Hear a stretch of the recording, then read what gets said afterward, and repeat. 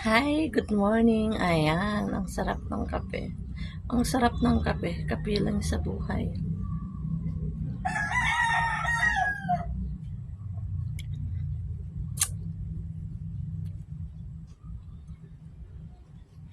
Ang lungkot sa umaga, no? Pagka ganito yung pagising mo, wala man lang mag-good morning love. Panginang, nandito sa amin. Ako ang mag-good morning love. Good morning, labahan.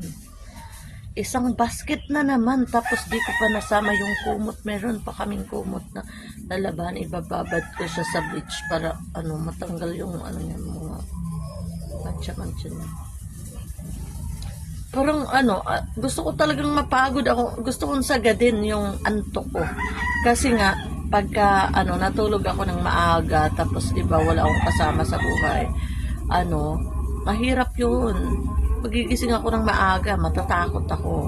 Eh, kung matulog ako ng maaga na, konti na lang yung as in, halimbawa, mga 1 a.m., matutulog ako, magising ako ng 4 a.m., okay na yun. Paano? Kaysa naman matulog ako ng maaga, tapos pagising-gising ako, pabalay-balentong ako sa higaan, okay na pa yun sa akin na lang.